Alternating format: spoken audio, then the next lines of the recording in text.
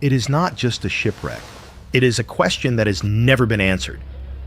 How could a massive steel ferry, the MV Spice Islander I advertised as the modern lifeline of the Zanzibar archipelago, collapse in the dead of night, vanishing from the radar in less than 4 minutes?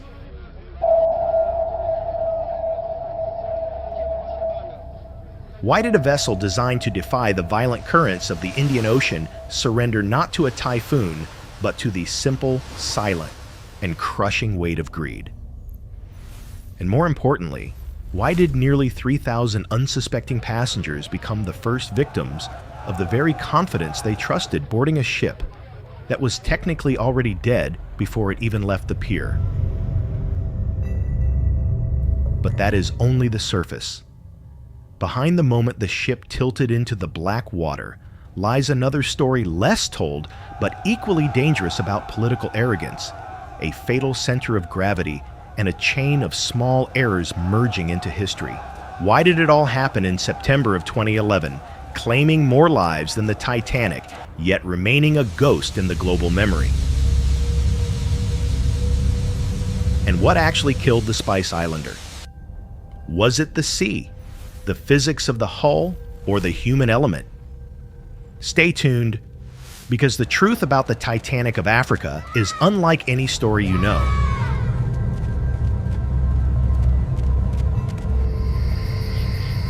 To understand the tragedy, you must first understand the seduction of the night. Stone Town, Zanzibar. On the evening of September 9th, 2011 did not look like the scene of a crime. It looked like a painting.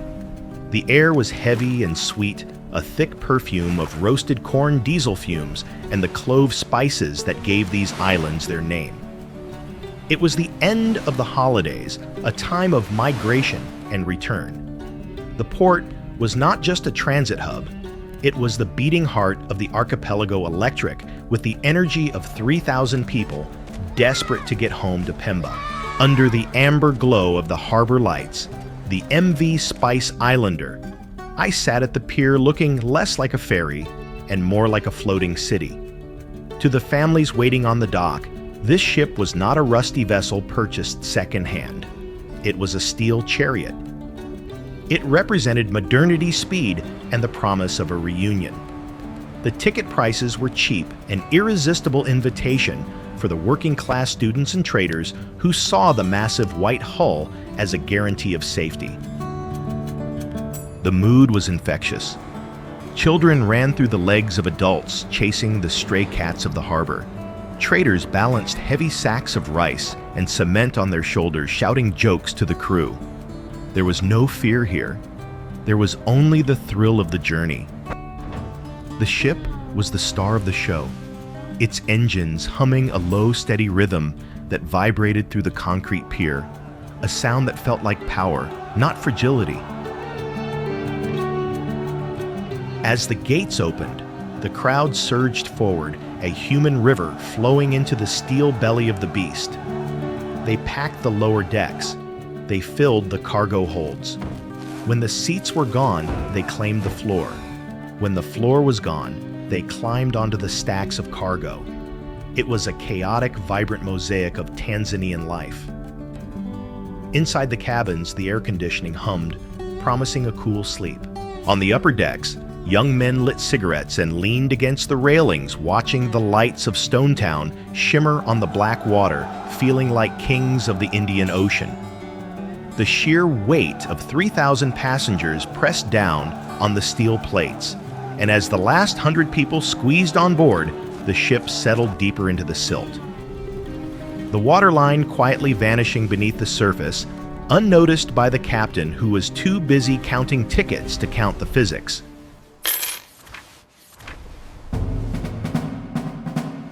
There was, for a brief moment, a glitch in the dream. As the overcrowding reached its peak, the vessel began to list slightly at the dock. A few passengers, those with the sharpest instincts, felt the wrongness of the angle. They shouted, demanding to be let off. But their voices were swallowed by the noise of the celebration. The crew, confident and authoritative, dismissed the concerns. They corrected the tilt, not by removing weight, but by shifting passengers like ballast. The list vanished. The illusion of stability returned. The passengers who had screamed were silenced, not by force, but by the overwhelming consensus that everything was fine. The ship cast off.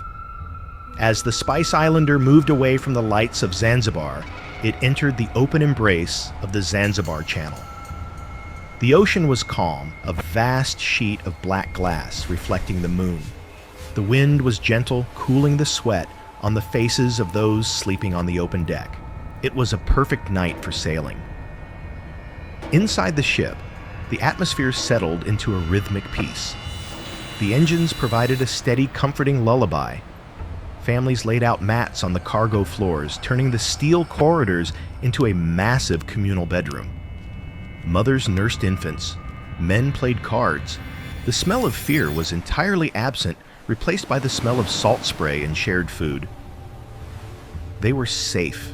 They were on a machine built by man to conquer the elements, and tonight the elements seemed to be sleeping. In the cargo hold, a heavy crate of construction material shifted 2 inches to the left, sliding across the slick metal floor, with a sound no louder than a cough, fundamentally altering the ship's center of gravity, while the passengers, sleeping on top of it, simply rolled over in their dreams. For 4 hours, the Spice Islander was the safest place in the world. It was a bubble of light moving through the void. The passengers trusted the steel. They trusted the crew. They trusted the silence of the ocean. They closed their eyes, lulled by the gentle rocking motion, unaware that the rocking was becoming slightly slower, slightly deeper, as the ship struggled to right itself against a weight it could no longer understand.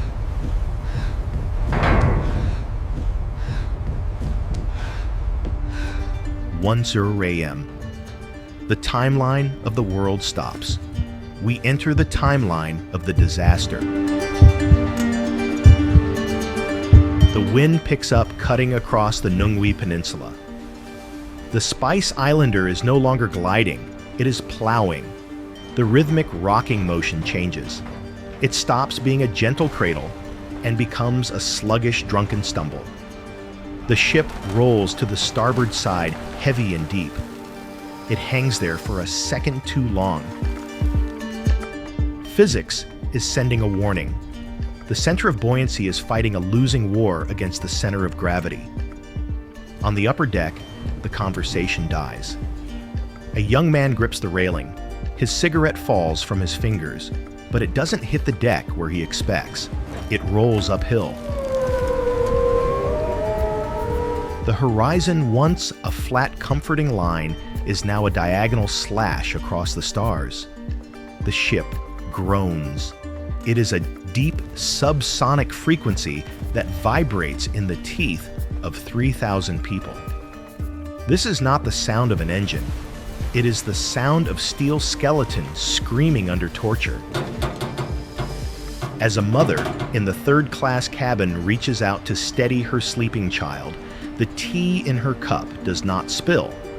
It defies gravity, climbing the rim of the porcelain and freezing there perfectly horizontal. Then the lights flicker. For a heartbeat, the electricity fights to stay alive.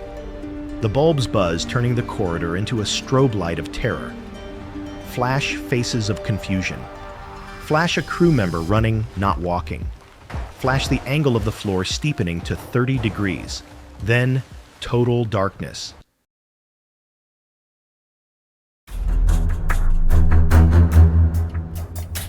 The breakdown of order is instantaneous. The comfortable warmth of the cabin transforms into a suffocating heat. Gravity. The only constant law these people have ever known betrays them. The floor is now a wall. The wall is now a ceiling. Luggage crates and sacks of rice become missiles. They slide across the deck with the force of cannonballs, smashing into the legs and ribs of the passengers huddled in the dark. There is no announcement, no alarm. No captain's voice. There is only the sound. It begins as a low rumble and escalates into a deafening roar. In the cargo hold, the greed makes its move. The unlisted cars, the tons of cement, the iron bars, they break their chains. The sound of shifting cargo is like thunder trapped inside a drum. It slams into the starboard hull, sealing the vessel's fate. The list creates a domino effect. People in the lower decks are no longer passengers. They are loose objects in a tumbling box. They slide helplessly down the sloped floor, piling into a crushing mass of limbs and fabric against the starboard bulkhead. And then the ocean enters. It does not knock. It tears the doors off their hinges. The water is not cold. It is numbing. It rushes into the open hatches with the force of a freight train. It hisses as it hits the hot engines, creating a cloud of scalding steam that blinds the engineers. The clock on the bridge ticks to 1:02 a.m., and the captain's coffee mug slides off the console, shattering on the floor. At the exact same second, the first 100 gallons of seawater flood the main generator room. Panic creates a bottleneck. In the narrow stairwells, hundreds try to ascend a staircase that is now sideways. They are clawing at the metal steps, climbing over one another. The air is filled with a cacophony of prayers, screams, and the terrible high-pitched screech of tearing metal. But the ship does not wait. It does not offer a moment of grace. It rolls past the point of no return.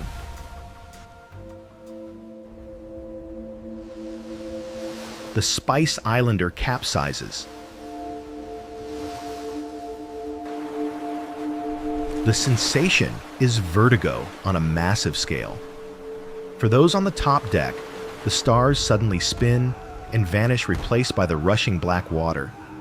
They are thrown into the void. For those inside, the world simply ends. The ceiling becomes the floor. The water is no longer rising. It is falling on top of them. The air pockets shrink. The pressure builds in the ears, a sharp stabbing pain. The ocean fills the corridors, silencing the screams one by one, replacing the human noise with the glug glug glug of air escaping the dying lung of the ship. It is fast, terrifyingly fast. A vessel the size of a city block flips like a toy in a bathtub. The engines die, but the propellers keep spinning for a few seconds in the empty air before slamming into the surf. Now, there is only the churning water. The massive hull creates a vortex, a suction that pulls everything down the luggage, the life jackets, the people. The ocean is not angry. It is efficient. It swallows the Spice Islander whole, dragging it down towards the bottom of the Zanzibar Channel.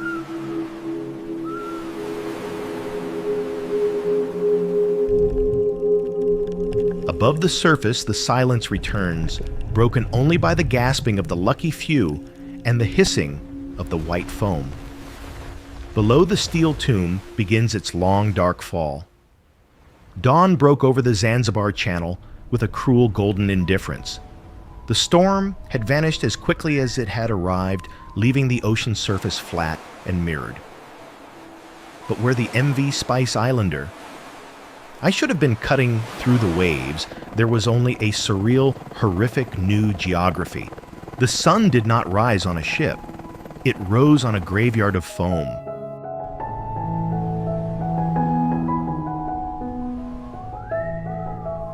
To the first rescue pilots flying overhead, the ocean looked as though it had been paved. Stretching for miles in every direction were thousands of colored mattresses. They bobbed in the gentle swell, a vast floating mosaic of yellow, blue, and green foam. These were the cargo, the cheap bedding intended for the markets of Pemba, now serving as the only tombstones for the passengers beneath them. It was a scene of haunting silence. The ocean had finished its work and was now resting. Among the field of mattresses, the debris told the story of the panicked final moments. Suitcases ripped open, plastic jerry cans, a wooden door torn from its hinges. And in the center of this debris field, the silence was broken by the sound of survivors clinging to the flotsam, their voices hoarse from hours of screaming into the dark. But as the survivors were pulled from the water by local fishermen who arrived hours before any official Navy vessel, the engineering autopsy began in the minds of the experts. The Spice Islander had not been destroyed by a rogue wave. It had been assassinated by physics. The forensic reconstruction of the disaster revealed a fatal calculation. The ship was designed with a specific metacentric height, the crucial distance between its center of gravity and its center of buoyancy.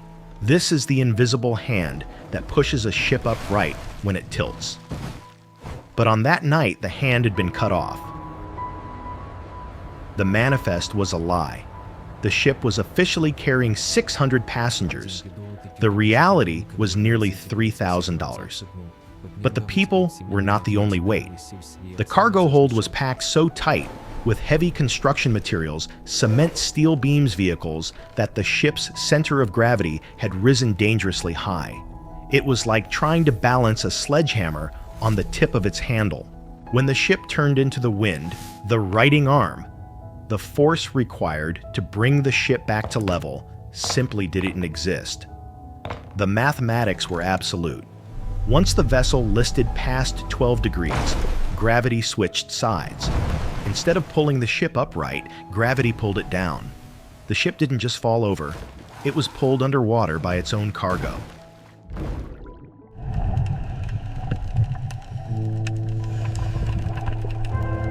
The rescue operation became a recovery mission. The magnitude of the loss was staggering.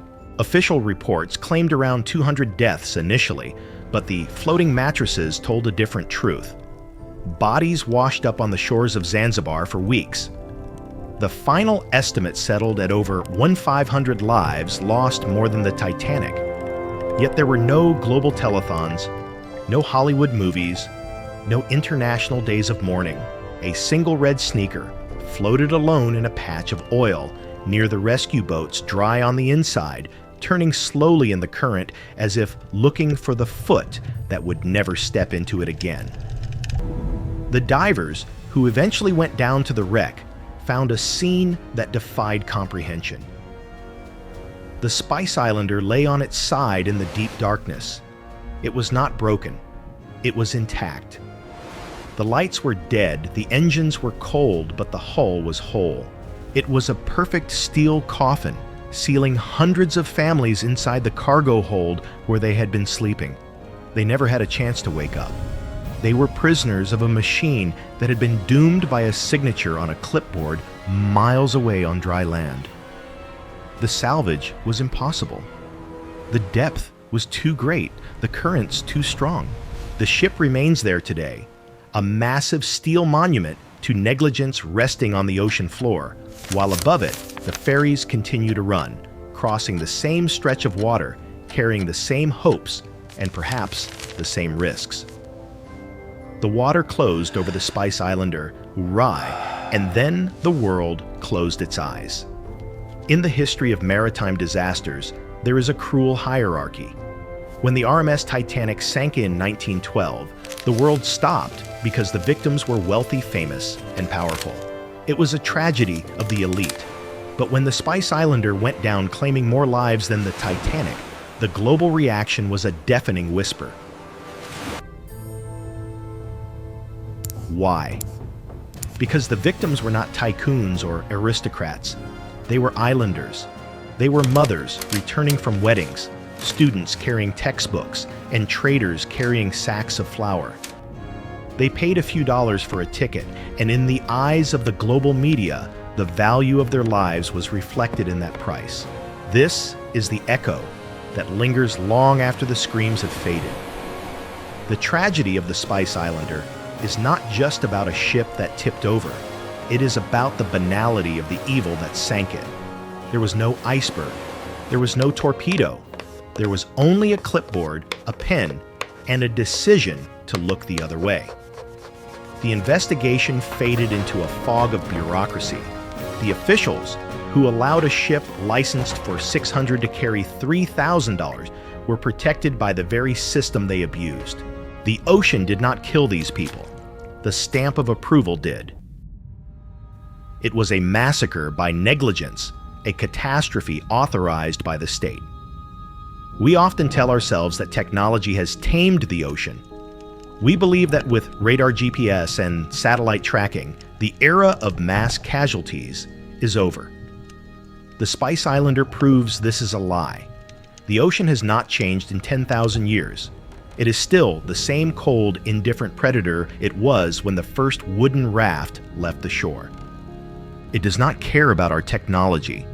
It only respects physics. And when we try to cheat physics for profit, when we stack cargo high to save a trip, when we squeeze one more passenger aboard to earn one more dollar, the ocean collects the debt. The ship is still down there. It lies in the darkness of the Zanzibar Channel, a steel catacomb slowly being consumed by rust and coral.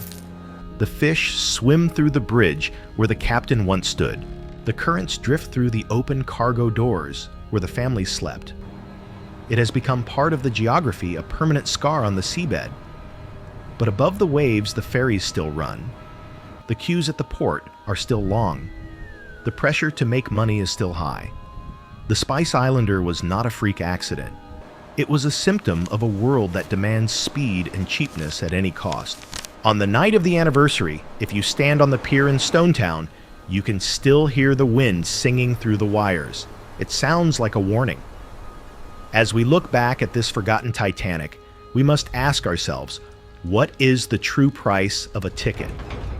When safety is treated as a luxury rather than a right, the cost is not paid in currency. It is paid in breath.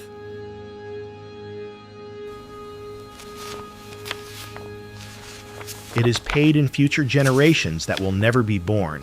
The Spice Islander reminds us that the line between a journey and a disaster is razor thin, and sometimes the most dangerous thing in the ocean is not the water, but the arrogance of the men who think they can command it.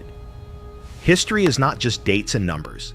It is the collective memory of our species. Thank you for taking the time to remember these events with us. If you have a story or an event you believe deserves to be told, leave it in the comments. We are listening.